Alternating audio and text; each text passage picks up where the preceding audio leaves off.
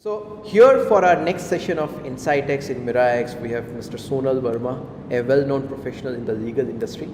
And I would not like to introduce him because I believe he himself should introduce yourself to the whole community. Sonal bhai, all to yours. Thanks so much, Sam, for getting me on this fantastic virtual experience. Myself, I am Sonal Verma. A quick introduction about myself.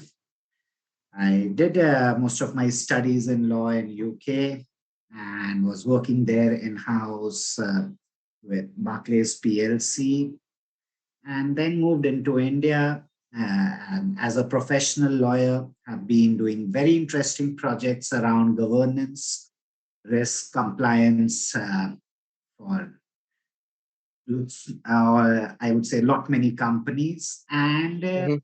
lately, we, as a firm, Dhir and Dhir Associates, 2 years before, we launched the first ESG practice desk as a law firm in India. Mhm. Mhm. Today, we know saving the people is a Mhm. key agenda. And I think we're doing fairly good around it with our clients and community. And I Mhm. also am in the expert panel of UNESCO's policy hub. I'm also a member on the environment committee of PhD CCI and a member on the legal and regulatory committee of Indo-EU Chambers of Commerce, India. So it's great industry expertise over more than 15 years and helping companies to do businesses in a more hygienic manner, in a more compliant way in which they can continue for years and years. And there is where I saw that with the real estate industry, there's lots what is happening Mhm. and things definitely on this forum can make more some people start thinking yes, if we do this we get more sales, more money, why not? Let's see. Yes, sir. Nice. So as for the audiences, our topic of discussions today is about ESG and green approach for real estate industry. And with a learned person like Sonal coming over here, I have the first question to you, Sonal. Like, what does ESG means actually, and why green approach is the need of the hour? ESG is a philosophy in which the environmental components, the social components, and the governance, all three get together. And the approach is simple that planet and its people are in danger. We are seeing extreme summers, extreme winters. The rainy season seems so unpredictable. So definitely there is issues around the planet. We see the earthquakes, tsunamis being Mm-hmm. reported over the last 10, 15 years, and people do get it. People do get impacted. Businesses do get it. We saw what with COVID happened. And I think Mm-hmm. ESG has been the mantra for most of the European American investors, even Indian investors now, I would say, Mm-hmm. are taking it very seriously. Fine, your financial matrix is okay. But if your non financial disclosures around ESG is not very right, we might rethink on the terms of investment. Because if the Mm-hmm. company doesn't sustain and tune in to changes towards protecting planet, people, and having the right governance around this, Mm-hmm. we might do everything, but there's huge level of corruption in the company. Company will That. continue beyond the point. Mm-hmm. There is we have been seeing a spate of lot many Indian companies going through the bankruptcy manner, and ESG is where the non-financial disclosures get better. And to give the audience a view around that happening in India is through a regulatory push come up with our stock exchange regulator SEBI last year. Mm-hmm. wherein top 1,000 companies, irrespective of the industry, they would need to put detailed disclosures around ESG through a new circular called BRSR, Business Responsibility and Sustainability Reporting. It has Mhm. already got into mandatory action from 1st April 2022. So yes, ESG will matter, and we will hear this coin word uh, in and around. And then when it comes to the real estate industry, I would say it's very important because to be compatible with sustainable use of resources, contributing minimal damage to the natural surroundings. Mhm. That's what I say the green approach towards the real estate segment. We are seeing, especially in a country like India, urban planning, though, is there, but a still lot needs to be done around it from the government's perspective also. Mhm. Without doing a damage to the immediate surroundings, and what can we do for people who are going to live in there? Mhm. Those are the aspects I think we would have a good chat around, Sam. Great. So moving down to the next question, Sonal, it's like how to implement the green approach in the real estate industry. What's your suggestion on this? Simple. We know what planet means, we know what people means. So, Mhm. simple aspects to implement the approach would be what is my waste collection and waste management techniques? Mhm. Right. Like even 3 years before I stay in Mumbai. So segregating waste and giving it out from my house was unheard of. Mhm.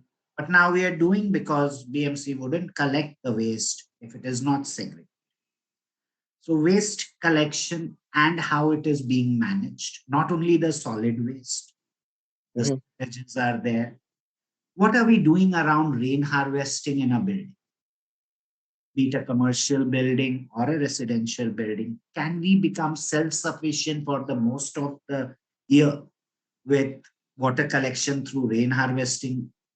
It might be a one time sunk cost, some OPEX Mhm. maintenance, but it is as important as having a lift in the building. The other aspect comes like on greenhouse gas. Most of our fire extinguishers, which we use in our buildings, are gas. Mhm. So each year, where regulatory wise, when we need to refill the gas, that much of greenhouse gas emission we are contributing. Why can't we move into the next time we are replacing it to a powder based one? Mhm. So, Understood. aspect is we all have our rooftops. Can we get solar panels in? So that's some element of dependency on fossil fuel energy is reduced. We have Mhm. generated the waste. Can we have composting plants within the residential facilities or in the building so that we have the compost getting, we can reuse it for the plants? Got it. Is about how we keep that approach on the green. Mhm. I definitely believe with the millennials being the main customers in the coming years, these aspects appeal to them. And there are aspects which we will, which is there, and grid buildings. I mean, for example, if you see ITC Grand Chola in Chennai, Mhm. that hotel is recognized for having 100% of its energy demands powered by self-owned wind farms. Mm. Interesting. You have like Suzlon One Earth in Pune, that building Mhm. is the first Mhm. 100% energy campus having significant features that optimize energy consumption. Mhm. So things are happening, the changes out there. Now, can it happen at a scale, Sam? Mhm. Will appeal. Got it. And if anything appeals, I'm very sure uh, they drive the prices up. Nice. So my next question, which is after this, is now knowing about the green approach in the real estate industry, how this approach is changing or impacting the real estate industry. Out here, I would just like to mention something from a legal standpoint out here. An important National Green Tribunal order of December 2017 had stayed the government's December 2016 notification exempting construction projects having built Mm-hmm. area of up to 150,000 square meters from mandatory environmental approval. Now, with that Mm-hmm. thing being stayed, we definitely need a proper, even when we are starting the project, assessment Mm-hmm. of environmental impact. Mm-hmm. So the regulatory push there. Then you have RERA in India. Mm-hmm. 2016 it came in. Lots of structure in the construction industry and for more fairness and transparency for the end customer. So the G part, which I was talking in governance, Right. comes with RERA. Mm-hmm. And if we see, today, post COVID, sales have been actually Mm-hmm. picking up. Now, important thing happened in 2016 from Indian real estate perspective. The Green Business Certification Incorporation (GBCI), which spearheads the implementation of LEED Green Building Program. Mm-hmm. LEED is the leadership in energy and environmental design. In Mm-hmm. 2016, to facilitate global growth, they set up in India. So Got it. lots of buildings going through these LEED certifications. Mm-hmm. So when it comes to the LEED certification, not going very technical, a green building certification provides a point system approach, which is Mm-hmm. based under sustainable sites, water efficiency, energy and atmosphere, materials and resources, and indoor environmental quality. Mm-hmm. One has seen that LEED certified buildings have shown an approximate 25% less energy consumption as compared to the non certified buildings. Got it. So I think there's with these changes from the regulatory bit and from perspective like adoption of LEED, like in India, Mm-hmm. a very important point which I want to put in is uh, today the materials being used in the real estate industry like cement. Why can't we go for a green labeled cement product like an Mm-hmm. Pro uh, has certified many of the cement products. Right. So it's good. They have used. They would be better for the environment. So those aspects Mm-hmm. we would need to really put in, and Mm-hmm. don't we will run through problems with the National Green Tribunal. Where I Mm-hmm. Mm-hmm. problem would be the customers. Mm-hmm. Same locality, believe me, I have a green approach building coming up, Mm-hmm. another one which is not. Mm-hmm. I might have to pay a premium, but I'm buying it for life. I'm paying enough in True. my EMIs. I might Mm-hmm. for some few lakhs extra Mm-hmm. for a better, cleaner environment for myself and family. True. Got it. Understand. So my next question is, as this approach is changing and impacting, uh, how much time do you think it will take for the transition from the current scenario? I think the transition we have been seeing over the last decade in India. So Mm-hmm. you have these fantastic eco-friendly buildings, the world mark buildings at near the Delhi airport. Mm-hmm. Lots of them in Bangalore, Bombay, major cities coming up. We will see lots of things happening in the next 4 5 years in tier two cities. The demand is, Mm-hmm. and it is a continuous process. So I wouldn't say that there is an end date to it. There will be True. energy efficiency aspects coming in for now next 10 years, 20 years, 30 years. Mm-hmm. So we just need to keep on adapting to the change happening globally at a place where we are living. And I would say Got it. monsoon is around in India. First thing, if we don't have rain harvesting properly done in our buildings, let's push for that. Important, very important point, in fact. One important milestone, Sam, now is the time we need to do True things. that. True that. So Sonal, my next question and the last question is like over the time, or what are the tangible and intangible benefits for the implementation of greener approach? See, now here are many stakeholders involved, Sam. So if I take the first, the person who is building that project, he would Mm-hmm. definitely have more customer appeal, have quicker sales, make maybe premium prices also. So he gets benefit.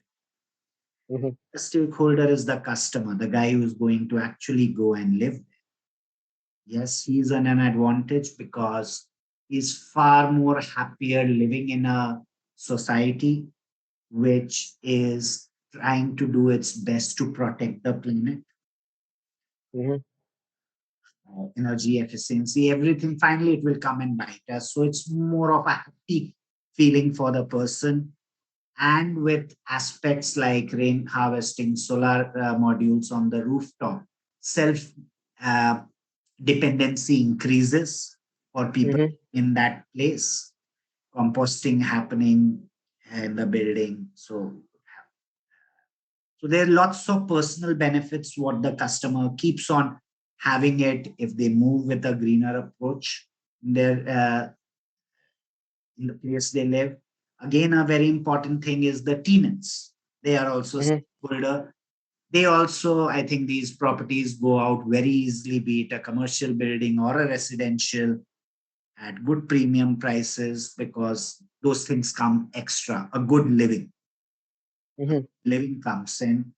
And I would say to anyone and everyone who is attached to the real estate industry, the life becomes more seamless, more easy. Because Mm-hmm. at the end of the day, if things are going fine for the environment and people living around, it will definitely be good for everyone. And we just need to make sure that we keep ourselves updated to what is happening globally and try to see those better things even we are reaping out in it. Quite important. In fact, trust me, before the start of this session, I was just wondering that what I'm going to gain out of it. It was such an insightful session, Sonal, that you ended up talking about the laws, the numbers, the benefits, and everything. And really, thank you very much for coming down and sharing your thoughts, educating us, and empowering us with what ESG means for. Great, great. Thanks for giving the platform with wonderful audience who are watching us now. That yes, it needs to be done now. That commitment True needs that. to be now. We, as human behavior, we plan, plan, plan. Mm-hmm. It's So, time to act. It's act now. We have to move from what I say even to my clients. Ambition Mm-hmm. to action. Oh, important. It is very important. And I think platforms like provided by you gives that end result, Sam. And I know all the great work you're doing, your company, and prop tech. This thought Thank you. is great. And all the best, Thank you. all the things what the organization. Thank you. Thank you, Sonal. It was pleasure to have you over here for this session, and we will connect again for the next year. Thank you. Thank you.